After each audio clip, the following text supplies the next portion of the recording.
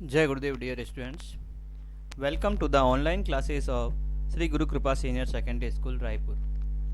Students, in our today's video, we will study second part of our lesson Lost Spring. विद्यार्थियों, हमने जो chapter शुरू किया था लॉस्ट स्प्रिंग, उसका सेकेंड पार्ट जो है आज हम इस वीडियो में पढ़ने वाले हैं।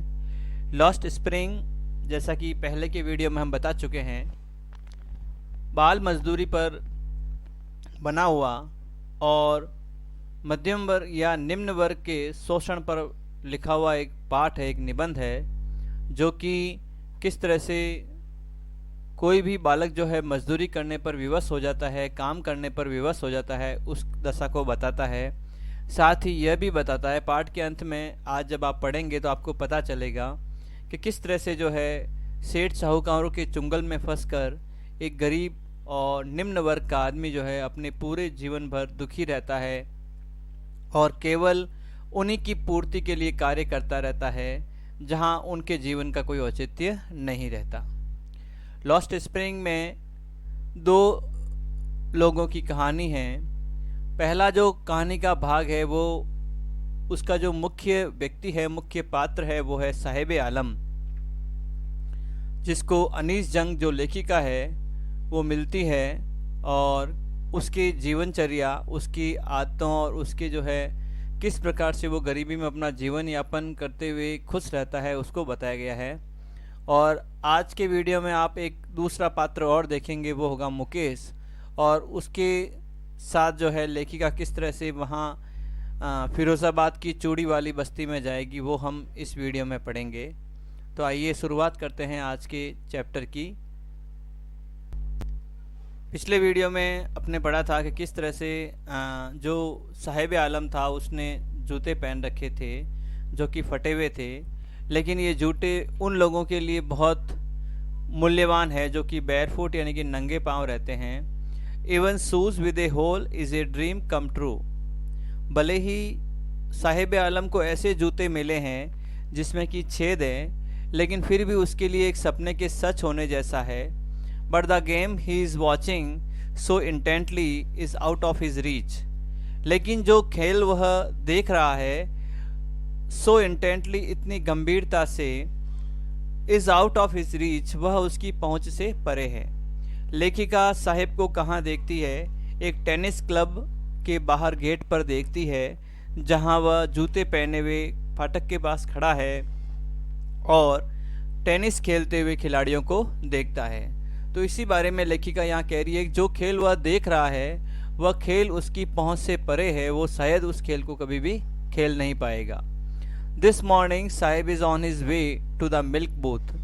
अब एक अगले दृश्य या किसी और दिन की लेखिका बात करती है। दिस मॉर्निंग, इस सुबह, Saheb is on his way to the milk booth. Saheb जो है दूध की डेयरी पर जा रहा है। In his hand is a steel canister. उसके हाथों में एक स्टील का डिब्बा है। I now work in a tea stall down the road. अब जो है साहिब आलम जो ही लेखिका को देखता है वह कहता है, ही सेज, वह कहता है, I know work in a tea stall down the road. मैं अब यहाँ सड़क के किनारे नीचे जो स्थित चाय की दुकान है उस पर काम करता हूँ। पॉइंटिंग इन द डिस्टेंस, दूर इशारा करते हुए वह यह बात कहता है, I am paid 800 rupees and all my meals. मुझे 800 रुपये मिलते हैं और साथ में मेरा भोजन भी वो मुझे देते हैं, यानी खाना और 800 रुपये मुझे उस दुकान से मिलते हैं।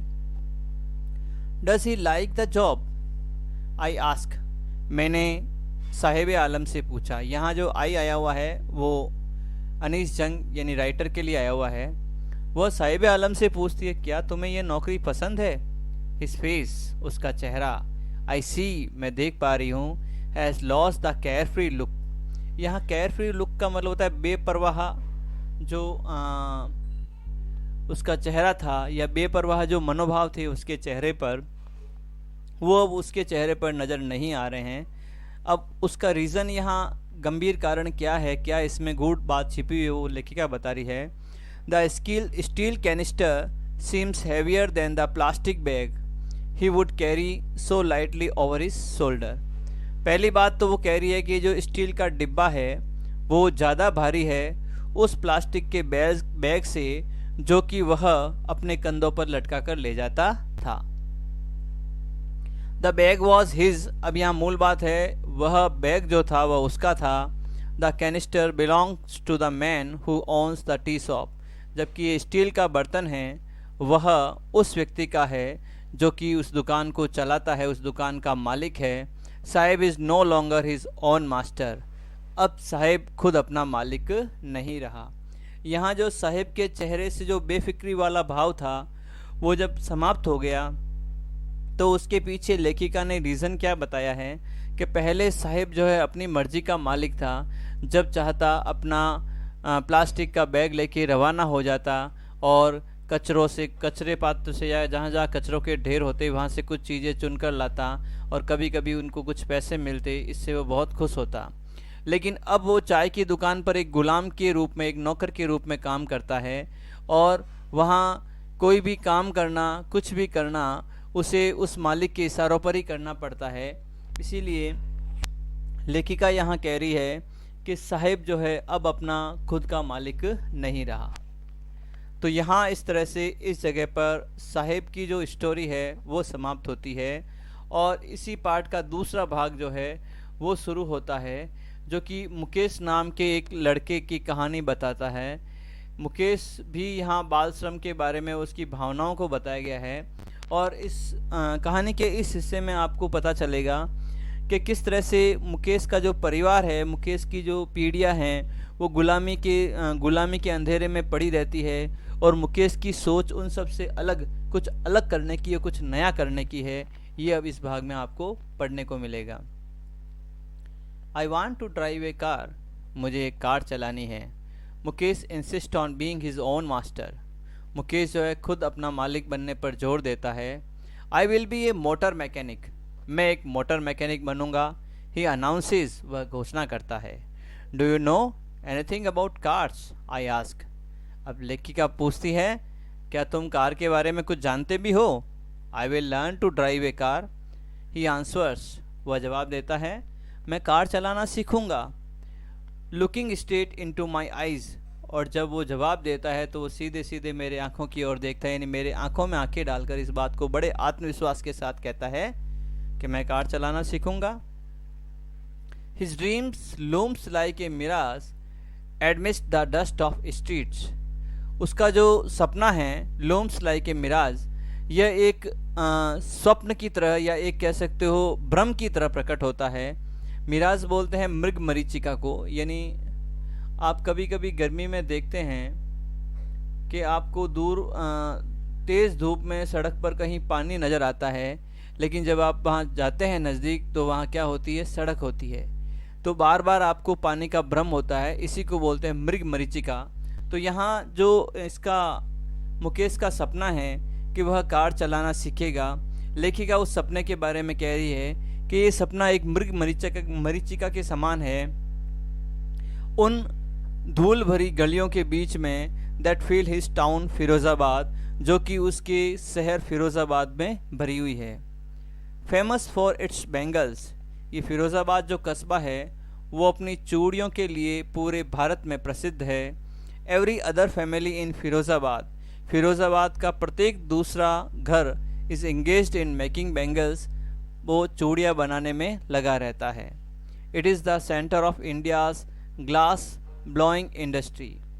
भारत के ग्लास गलाने वाले जो उद्योग है या कांच से बनाने वाली चीज़ों का जो उद्योग है उसका केंद्र बिंदु है Firozabad. Where families have spent generations. जहाँ कई परिवारों ने अपनी पीढ़ियाँ खपा दी है. Working around furnaces. भट्टियों के चारों ओर काम करते हुए. फर्नेस बोलते हैं भट्टियों को जहाँ पर कांच को गलाया जाता है, उनको बिल्कुल पिघला कर उसको नया रूप दिया जाता है. तो इन लोगों ने अपनी पीढ़ियाँ समाप्त कर दी है भट्टियों के चारों ओर वेल्डिंग ग्लास कांच को जोड़ते हुए. Making bangles for all the women in land it seems. और ऐसा लगता है पूरे धरती की औरतों के लिए यहीं पर चूड़ियाँ बनती है. Mukesh family is among them. Mukesh का परिवार भी उनमें से एक है। किन में से एक? जो कि यहाँ फिरोज़ाबाद में चूड़ियाँ बनाने का काम करता है। None of them knows that it is illegal for children like him to work in the glass furnaces with high temperatures. उनमें से कोई भी ये नहीं जानता कि मुकेश की तरह के जो बच्चे हैं उनको इस प्रकार की कांच की भट्टियाँ लाइक ग्लास फर्नेसेस यानी कांच की भट्टियाँ जो कि उच्च तापमान वाली होती है, इस प्रकार के कामों में लगाना गैर कानूनी है। In dingy cells without air and light. और वहाँ की स्थिति बता रही है लेखिका कि वहाँ डिंजी सेल्स यानी बिल्कुल अंधकार भरी कोठरियाँ हैं, विदाउट एयर एंड लाइट, जहाँ ना तो प्रकाश है और ना ही किसी प्रकार की हवा है। That the law if enforced, और यदि इस कानून को लागू किया जाए, could get him all those 20,000 children out of the hot furnaces where they slog their daylight hours. और यदि कठोरता से इस कानून को लागू किया जाता है तो जो मुकेश है और उसके जैसे 20,000 बच्चे हैं जो कि यहाँ चूड़ी बनाने के काम में लगे हुए हैं गरम गरम भट्टियों के पास में, और जिन्होंने अपने दिन के घंटों को जो है इनमें झोंक दिया है, वे सारे के सारे वो यहाँ से बाहर निकाल दिए जाएंगे यदि बाल श्रम का जो ये कठोर कानून है यहाँ लागू कर दिया जाए। अब उन बच्चों के बारे में बताते हैं किस तरह से उनकी ज़िंदगी होती है। Often losing the brightness of their eyes. ये बच्चे जो कि इन कांच की चूड़ियाँ बनाने वाली भट्टियों के पास काम करते हैं, वे कई बार जो है अपनी आँखों की चमक जो है, रोशनी वो खो देते हैं।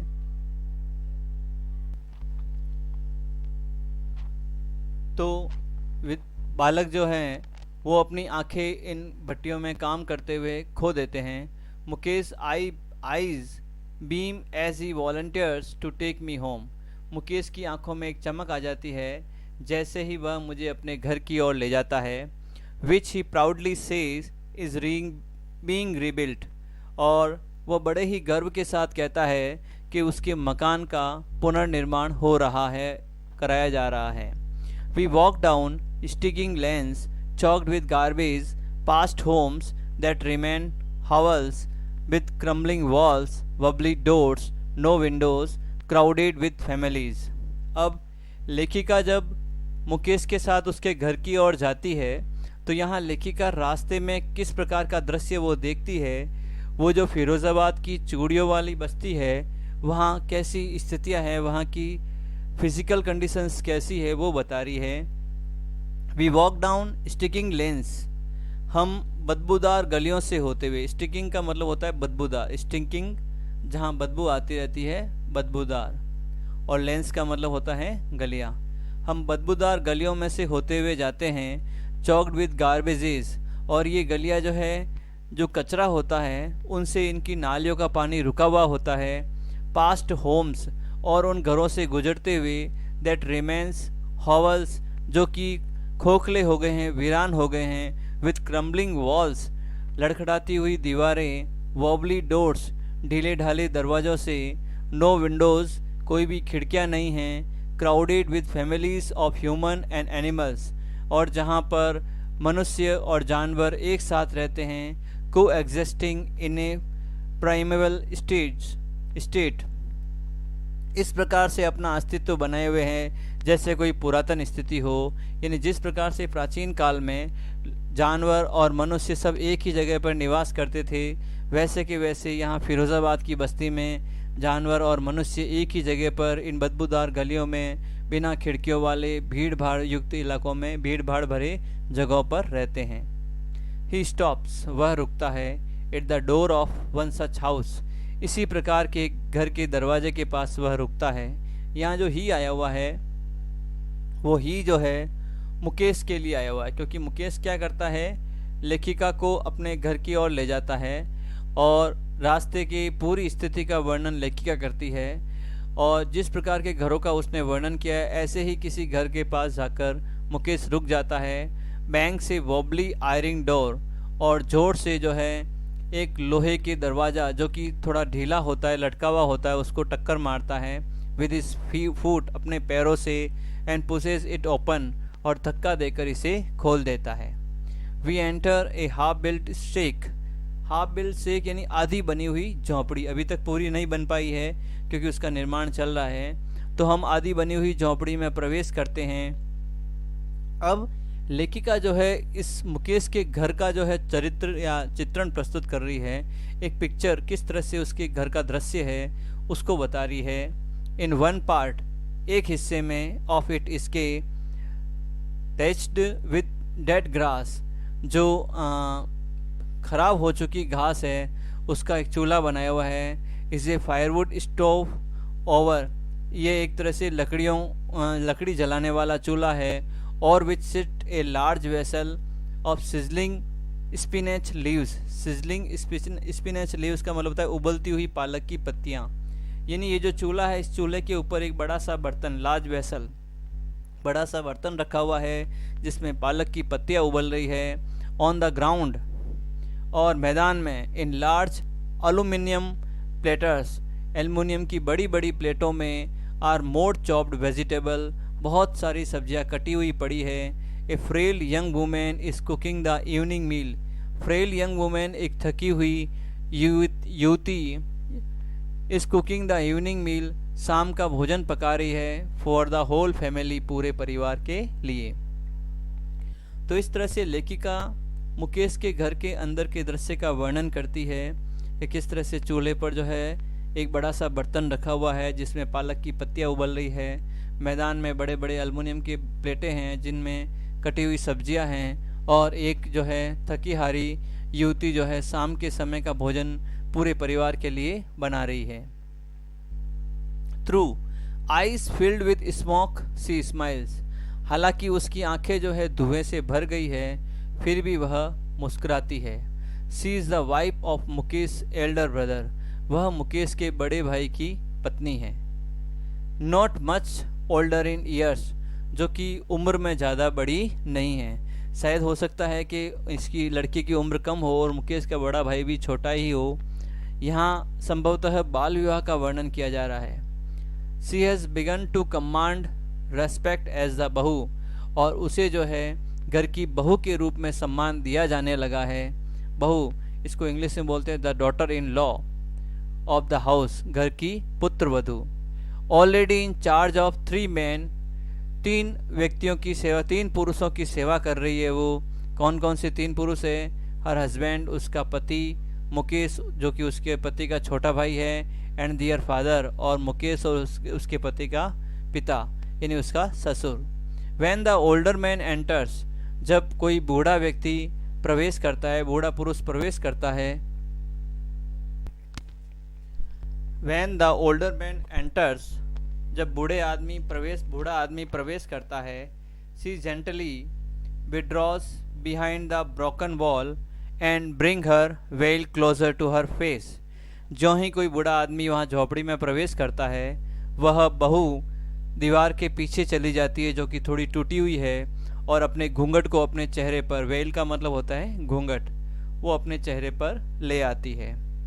एज कस्टम डिमांड्स, जैसा कि परंपरा है, रिवाज है, daughters in law must be veil their faces before male elders, ये परंपरा है कि जो बहुएं होती है वो घर के जो बड़े पुरुष होते हैं उनके सामने अपने चेहरे पर घूंघट रखती है।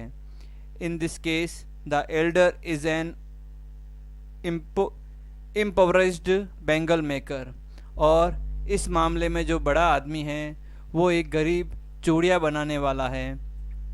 Despite long years of hard labour, लंबे समय के या कई सालों के परिश्रम के बाद भी, फर्स्ट एज ए टेलर, सबसे पहले जिसने टेलर के रूप में काम किया, देन ए बैंगल मेकर, फिर चूड़ियाँ बनाने वाले के रूप में, he has failed to renovate a house, वह अपने मकान को वापस सही करवाने में भी असफल रहा।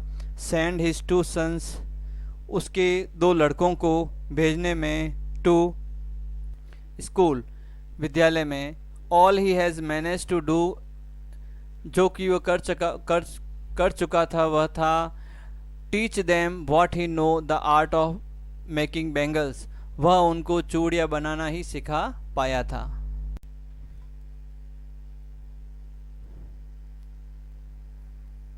It is his karam his destiny, यह उसका कर्म है, उसका भाग्य है। Says Mukesh grandmother, Mukesh की दादी कहती है, who has watched her own husband go blind with the dust from polishing the glass of bangles, जिसने कि अपने पति को अंधा होते हुए देखा था, उसका पति चूड़ियों पर पॉलिश करता था और उसकी जो डस्ट थी, उसकी डस्ट से उसकी आंखों की रोशनी चली गई थी। Can a god given lineage ever be broken, क्या भगवान के द्वारा दिया हुआ कोई भी चीज़ अब तक बदली जा चुकी है, यानी भाग्य में जो लिखा हुआ है उसे कोई नहीं टाल सकता। सी इम्प्लाइज, वह अपनी बात पर जोर देती है। Born in the caste of bangle makers, चूड़ियाँ बनाने वालों की जाति में जन्म लेकर, they have seen nothing but bangles, उन्होंने चूड़ियों के अलावा और कुछ भी नहीं देखा। इन द हाउस, घर में, इन द यार्ड, आंगन में, इन एवरी अदर हाउस, प्रत्येक दूसरे घर में, एवरी अदर यार्ड, प्रत्येक दूसरे आंगन में, एवरी स्ट्रीट इन फिरोज़ाबाद, और यहाँ तक कि फिरोज़ाबाद की प्रत्येक गलियों में। स्पाइरल ऑफ बेंगल्स, ये स्पाइरल जो होता है, या आप इस तरह से जो होता है छल्ला कह सकते हो, एक गोल गोल, उसको स्पाइरल बोलते हैं। तो चूड़ियों का इस प्रकार से छल्ले बने हुए, Sunny gold, paddy green, royal blue, pink, purple, यानी सुनहरे चमकते हुए सोने के रंग वाले, हरे धान के समान हरे रंग वाले, चमकीले नीले रंग वाले, गुलाबी रंग वाले, और पर्पल बैंगनी रंग वाले। Every colour born out of the 7 colours of the rainbow, यानी प्रत्येक रंग की चूड़ियाँ वहाँ आपको दिखाई देती थी, प्रत्येक रंग जो कि आपको इंद्रधनुष में दिखाई देता है या उनसे बनने वाला है। लाई इन माउंट्स इन अनकेम्प्ड यार्ड, ढेर में पड़ी रहती बिना सजाए हुए आंगन में ही।